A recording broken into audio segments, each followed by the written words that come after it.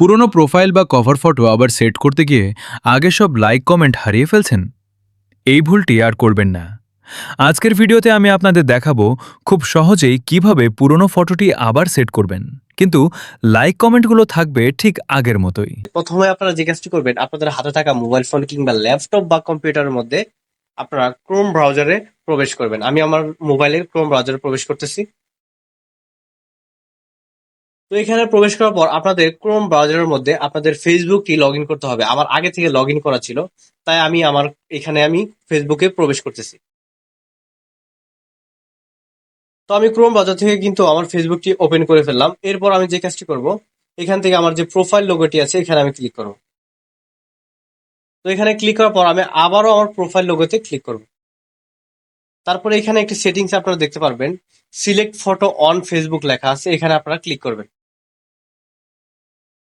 তো গাইস, এখানে আপনারা অনেক অপশন দেখতে পারবেন। আপনারা যদি আপনাদের ফেসবুকের প্রোফাইল কিংবা কভার ফটো লাইক কমেন্ট ঠিক রেখে আপলোড করতে চান, তাহলে আপনাদেরকে সেটি সিলেক্ট করতে হবে। আমি মূলত চাচ্ছি আমার প্রোফাইল পিকটি এখান থেকে পরিবর্তন করতে, তাই আমার প্রোফাইল পিকের যেখানে আমি এখানে ক্লিক করলাম। এই যে প্রোফাইল পিকচার পাশে এখানে মোর চিহ্ন আছে, এখানে আমি ক্লিক করব। এখন নতুন করে লাইক কমেন্ট ঠিক রেখে আমার প্রোফাইল পিকটি আপলোড করব, আপনাদেরকে দেখাই। এই প্রোফাইল পিকটি আমি আপলোড করতে চাচ্ছি, এখানে ক্লিক করলাম। তারপর এখানে আপলোড লেখা আছে, জাস্ট এখানে ক্লিক করে দিলাম।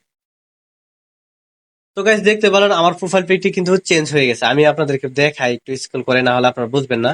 এখানে উপরে কি লেখা আছে, জাস্ট নাও লেখা আছে।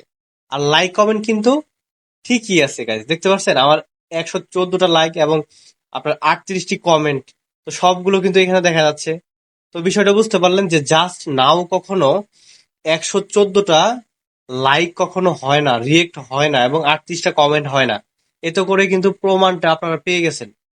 তো আপনারা খুব সহজে এইভাবে আপনাদের ফেসবুকের হচ্ছে যে প্রোফাইল পিক লাইক কমেন্ট ঠিক রেখে আপলোড করতে পারবেন। তো ভিডিওটি ভালো লাগলে অবশ্যই ভিডিওটিকে লাইক করে চ্যানেলটিকে সাবস্ক্রাইব করে বেল আইকন বাটনটি ক্লিক করে দিবেন। দেখা হবে পরের ভিডিওতে। আল্লাহ হাফেজ।